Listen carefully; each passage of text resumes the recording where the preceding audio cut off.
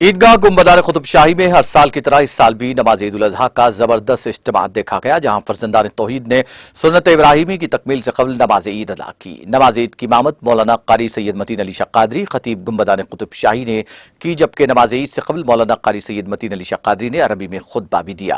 اس سے قبل اپنے خطاب میں مولانا قاری سید متین علی شاہ قادری نے اتحاد بین المسلمین کی ضرورت پر زور دیتے ہوئے کہا کہ میدان عرفات میں اس سال جو خطبہ دیا گیا اس میں عالم اسلام پر اس بات کے لیے زور دیا گیا کہ وہ آپس میں تفرقہ پیدا نہ کریں۔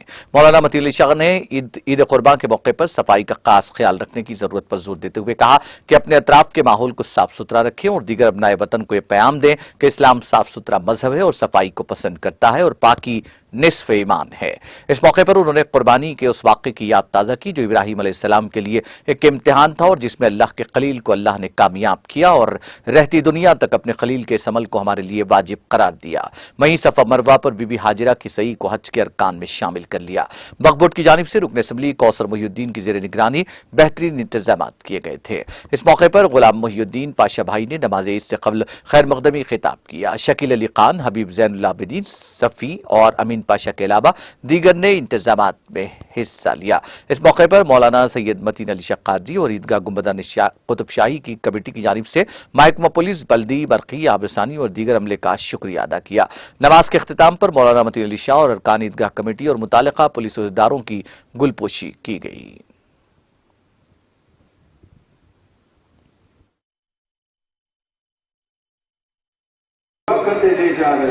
اسماعیل علیہ السلام نے کہا کہ والد اپنے بچے کو دعا بھی کرتا ہے۔ یہ فلسفہ قرآن مجید میں ہے، یہ تفسیر و تفسیر قرآن مجید میں ہے۔ آپ یہ پوچھتے تو شیطان کہتا ہے کہ ابراہیم کو حکم ہوا ان کے اللہ کے تمہاری قربانی۔ اسماعیل علیہ السلام کی رگوں میں کس کا دودھ دوڑا؟ اللہ مجھ عاجز کی قربانی کو مانگ رہا ہے۔ میں دعا کرتا ہوں کہ باری تعالیٰ مجھ سے اور قربانی میری تو قبول فرما کرتا ہے۔ میں قربان ہوتے ہی پھر قربانی کے لیے تیار ہونا چاہتا۔ جمعرات میں کنکریاں مار رہے ہیں، کل ان کا حج ہو گیا ہے، آج کنکری ماریں گے اور کل جمعہ کو بھی کنکری ماریں گے۔ رمی جمعرات کہا جاتا ہے۔